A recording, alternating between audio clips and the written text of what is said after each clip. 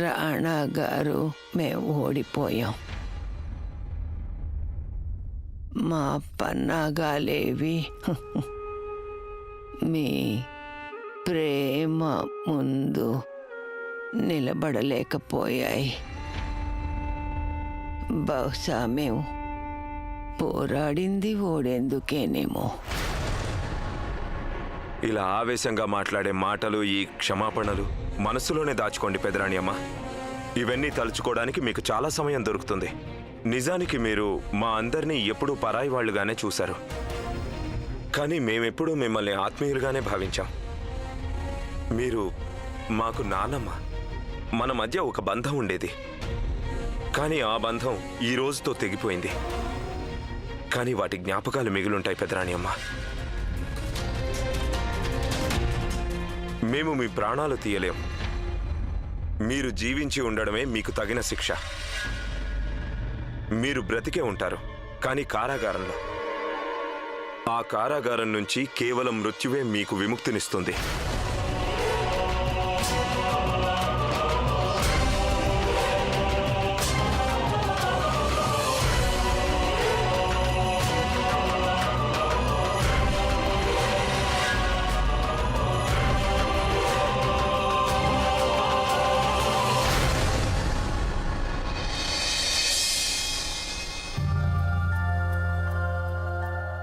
మమ్మల్ని క్షమించండి అమ్మా.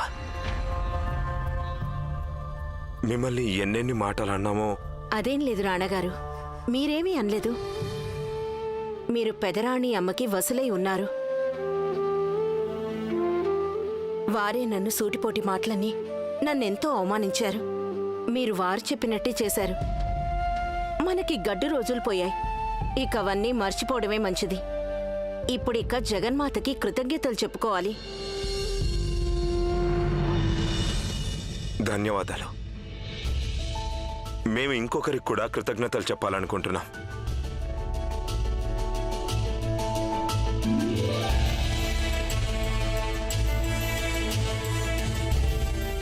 కృతజ్ఞతలు లక్ష్మణ్. నువ్వు మా రాణి ప్రాణాలు కాపాడావు.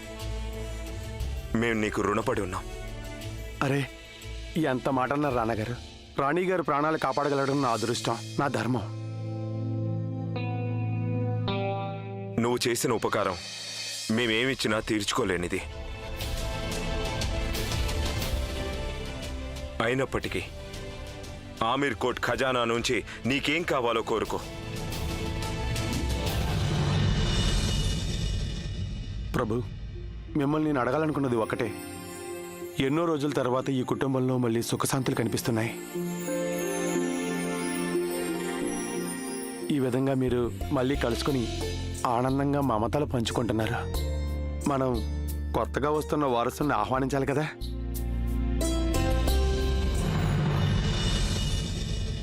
రాణాగారు, నాకు తెలుసు చినరాజా వారు చనిపోయారు. కానీ రాకుమారి స్వర్ణ గారు మీకు వారసుని ఇవ్వబోతున్నారు. మరి ఆ సంతోషాన్ని మనం ప్రకటించాలి కదా.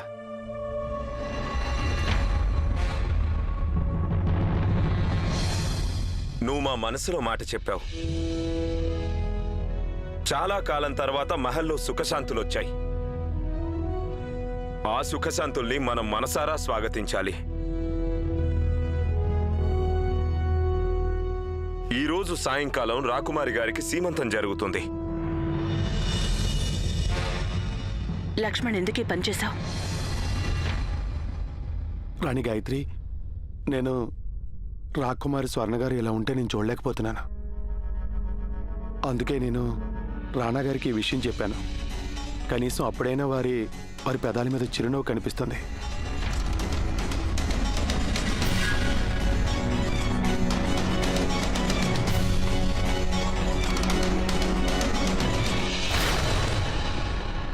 మేము ఎన్నెన్ని కలలు కన్నాం పెదరాణి అమ్మ. ఆంగ్లేయుల దర్జీ చేత మేము కొత్త బట్టలు కుట్టించుకున్నాము. గ్వాలియర్ నుంచి మా కోసం కొత్త మకుటాన్ని తెప్పించుకుంటున్నాం. తెప్పించుకోండి. అది పెట్టుకుని ఎక్కడ కూర్చోవరట? మీ ఊళ్ళోనా? పెదరాణి అమ్మ, మీరు చెప్పినవన్నీ నమ్మి మేము సర్వనాశనం అయిపోయాం, సర్వనాశనం. ఇప్పటికే మేము పరువు పోగొట్టుకున్నాం, మా పుత్రుణ్ణి పోగొట్టుకున్నాం. మిగిలింది మా ప్రాణం ఒక్కటే. మీరు మమ్మల్ని కనీసం ప్రాణాలతో కూడా ఉండదలుచుకోలేదా? మిగిలినవన్నీ అయిపోయాయి కదా. ఈ బొందిలో ప్రాణం ఉన్నంత వరకు ఈ ఆట ఆగదు రాజావారు. ఏమిటా ఆట? ఇప్పటికీ మేము నమ్మకం కోల్పోలేదు రాజావారు. ఏమిటా నమ్మకం? నాగా, ఇంతవరకు మేము మా చివరి పాచిక వెయ్యలేదు. నాగా, వాడి ఒంట్లో పైశాచికత్వం ఉంది. వాడిలో రక్తానికి బదులుగా విషం ప్రవహిస్తుంది. వాడు మన సమస్యని తీర్చగలడా? సమస్య తీర్చడం కాదు, కూకటి వేళ్లతో పెళ్లగిస్తాడు. అసలెవరి నాగా?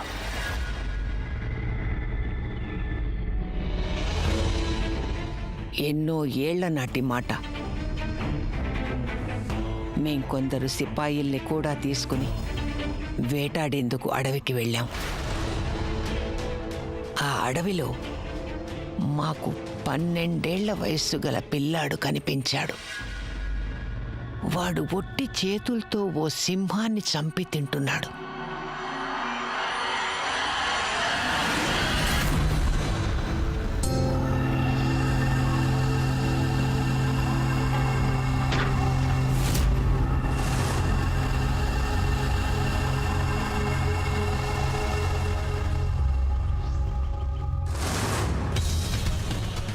ఇలా చూడు.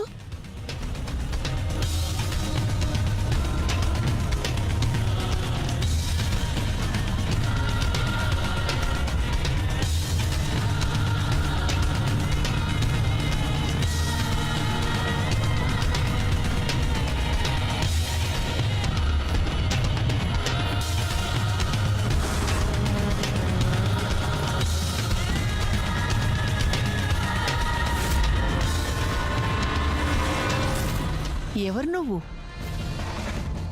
ఆ సింహాన్ని ఎవరు చంపారు? నా ఆకలి. అంటే చంపింది నేనే, కానీ చంపించింది నా కడుపు. అబద్ధాలైనా ఆలోచించి చెప్పాలబ్బాయ్. అబద్ధాలు చెప్పడం లేదు నేను. ఒరే కుర్రాడా, ఎవరితో మాట్లాడుతున్నావు తెలుసా? ఎవరైతేనే నాకేంటి? ఆగు. జంతువుల మధ్య ఉంటే జంతువులాగే బతుకుతావు. మేం నిన్ను ఇక్కడి నుంచి మాతో తీసుకెళ్తాం. నీకో కొత్త జీవితాన్ని మేము అమర్చి పెట్టగలం. కానీ ఈ లోకంలో ప్రతిదానికి ఓ మూల్యం ఉంటుంది. మేం నీకో కొత్త జీవితాన్ని ఇస్తాం, కానీ ఆ జీవితం మీద హక్కు మాకే ఉంటుంది. నీ పేరేమిటి చెప్పు? నాగా. వాడే ఈ నాగా. వాడే మేం వేసే చివరి పాచిక.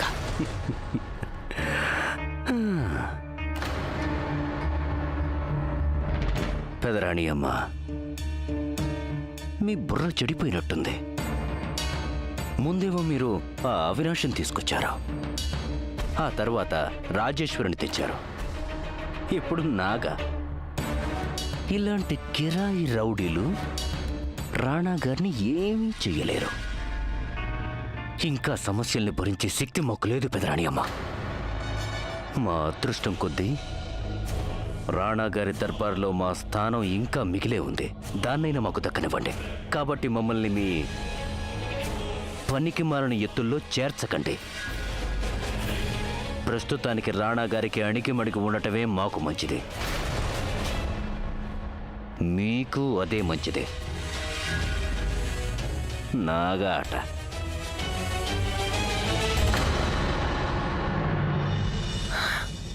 మేము అలా చెయ్యలేము గాయత్రి. మేము అబద్ధాల్లో బతకలేము. ఇక ఇలా ఉండడం కుదరదు. వాళ్ళు రాజావారు, చిన్నరాణి వారు మా బిడ్డని సింహాసనం ఎక్కడానికి ఓ సాధనం అనుకుంటున్నారు. కానీ వాళ్ళని మేము ఆపలేకపోతున్నాం. చూసారా, మా నిస్సహాయతను తలుచుకుని మా కన్నీరు కూడా రావట్లేదు. మీరేమో మాకు సీమంతం చేయిస్తామంటున్నారు. వద్దు, మేము లక్ష్మణ్ని ఇలా ఇంకా బాధ పెట్టలేము. మేము ఈ రోజే రానా గారికి అన్ని చెప్పేయాలని నిర్ణయించుకున్నాం. వద్దు స్వర్ణ, నాకు నీ బాధ ఏంటో అర్థమైంది. ఇంకో మాట కూడా విను. రాణా గారు కూడా ఈ విషయం అర్థం చేసుకుంటారు. మనం రాణా గారికి అన్ని తప్పక చెప్దాం స్వర్ణ, కానీ ఇవాళ కాదు. రాణా గారి జీవితంలో ఇప్పుడే ఓ పెద్ద తుఫాన్ వచ్చి వెలిసింది. వారు కోలుకోవడానికి కొంతకాలం పడుతుంది. కాస్త ఓపిక పట్టు స్వర్ణ. ఈ మహల్లో వాళ్ళు ఎన్నో రోజుల తర్వాత సంతోషంగా ఉన్నారు. కనీసం 2 రోజులైనా ఈ మహల్లో మన వాళ్ళందర్నీ మనస్ఫూర్తిగా ఆనందించని నేను నీకు మాటిస్తున్నాను. సరైన సమయం చూసి నేనే రాణాగారితో మాట్లాడతాను. నిన్ను లక్ష్మణ్ణి కలపడం నా బాధ్యత స్వర్ణ. నీకిప్పుడు మీరిద్దరూ ఇక్కడ కూర్చున్నారా? మేము ఇందాక నుంచి మీకోసం వెతుకుతున్నాం. ఈరోజు మా కొత్త అతిథి కోసం ఎలాంటి ఉత్సవం జరుగుతుందంటే అది చూసి ఆమీర్కోట మొత్తం నివ్వెరపోతుంది. పదండి రాణి గాయత్రి, మనకింకా చాలా పనులున్నాయి. Come come.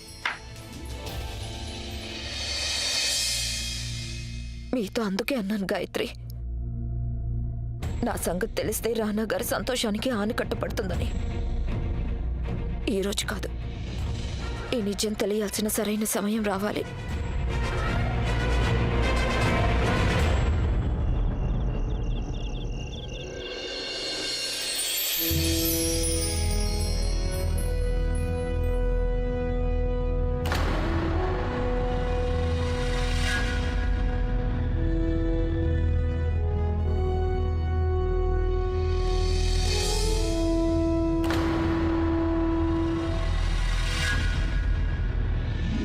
సుఖీ భవ.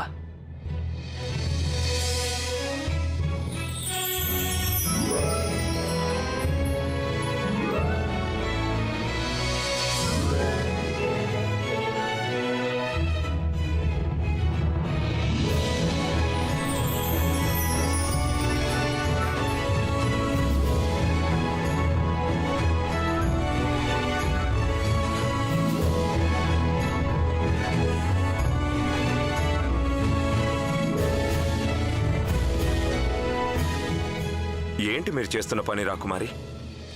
మీరు మాకు మరదలు కాదు, మా చెల్లెలు. మన ఇళ్లలో చెల్లెళ్ళు ఇలా చేయకూడదు. మేం లక్షరాజుని కాపాడలేకపోయాం, కానీ మేం మీకు మాటిస్తున్నాం, మీకు కలగబోయే సంతానాన్ని మా ప్రాణం కన్నా ఎక్కువగా చూసుకుంటాం.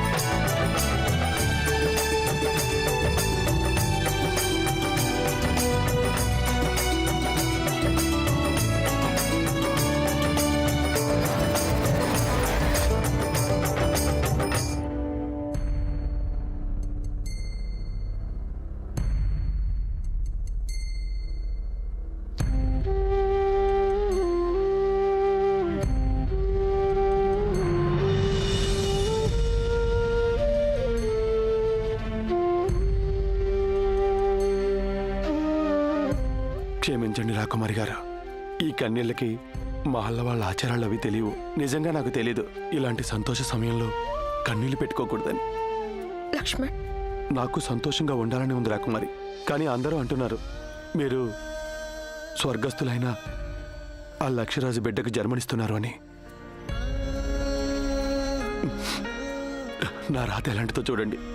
నా బిడ్డని ముద్దాడుకోలేని నేను ఆ బిడ్డకు తండ్రిని కూడా చెప్పుకోలేను. లేదు,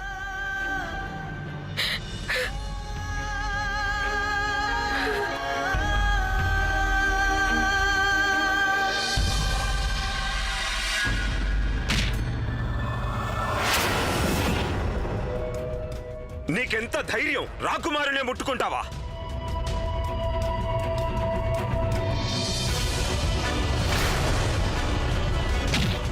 మేము నిన్ను ఎంతగా గౌరవించాం, కానీ నువ్వు ఆ గౌరవాన్ని మంట కలిపేశావు. రానా గారు ఆగండి.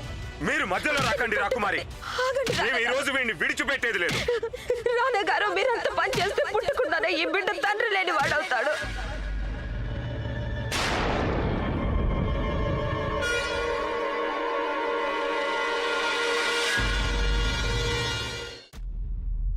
ఏమిటి?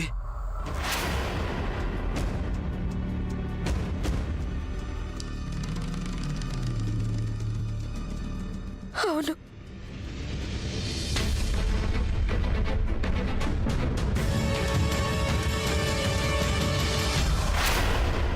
లక్ష్మణ్ పుట్టబోయే మా బిడ్డకి తండ్రి.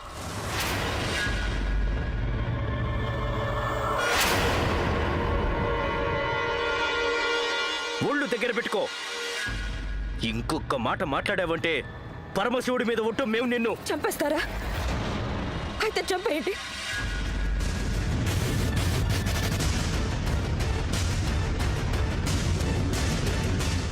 ఇప్పుడు మాకు నిజం చెప్పి చావడం, అసత్యం చెప్పి బతకడం కన్నా చాలా తేలిక.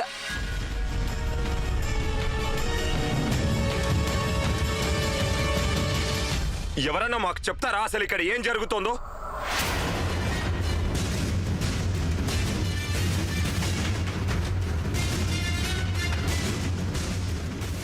మేం చెప్తాం. మన వివాహం ప్రేమ వివాహం కానే కాదు. మన వివాహం ఎందుకు జరిగిందంటే రాజు కుటుంబంలో అందరికీ చూపించుకోవడానికి ఒక భార్య అవసరం అంటారు కాబట్టి.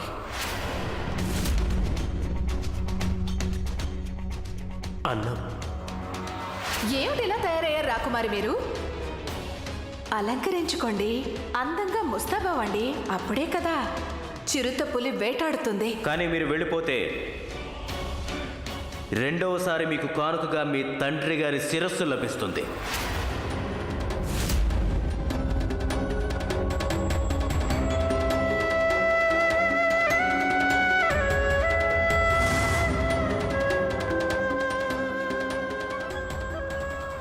ఎందుకు వచ్చావు ఇక్కడికి? మన ప్రేమ కోసం. మా కుటుంబంలోనే మేము జీవించి ఉండగానే ఒక యువతి మీద ఇంతటి దౌర్జన్యం, ఇంతటి అన్యాయం జరుగుతుంటే ఏ ఒక్కరు కూడా మాతో ఎందుకు చెప్పలేదు?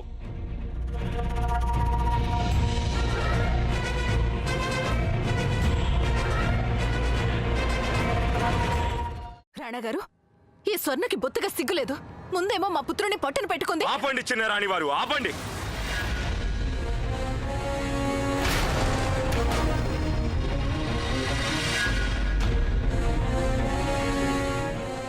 మీరు మీ హద్దుల్ని మర్చిపోతున్నారు. మేము మా హద్దుల్ని మర్చిపోయేలా ప్రవర్తించకండి. ఈ రోజు అలాంటి పరిస్థితి కనుక ఏర్పడితే ఇక ఇప్పుడే ఇక్కడే మా ఖడ్గం మీ శిరస్సును ఖండిస్తుంది. ఖడ్గం మా దగ్గర కూడా ఉంది రాణా గారు. మీరు మా పత్నితో ఇలా మాట్లాడకూడదు.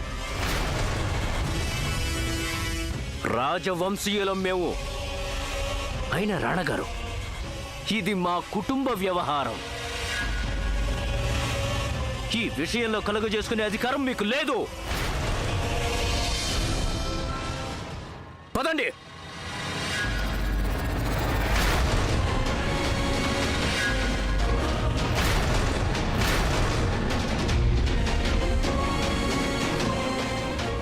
ఒక యువతి మీద దౌర్జన్యం ఎవరి కుటుంబ విషయమూ కాదు.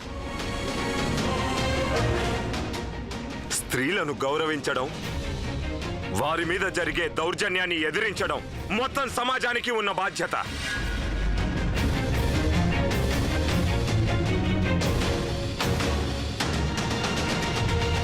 ఒక స్త్రీ అమ్మ కాగలదు, భార్య కాగలదు, కూతురు కాగలదు, చెల్లెలు కాగలదు.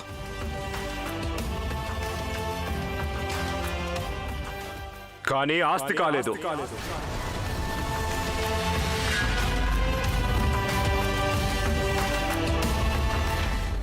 చిన్నరాజావారు, రాకుమారి చెయ్యి విడిచిపెట్టండి. అలా కుదరదంటేనో అప్పుడు మీ చెయ్యి మీ శరీరం నుండి విడిపోతుంది.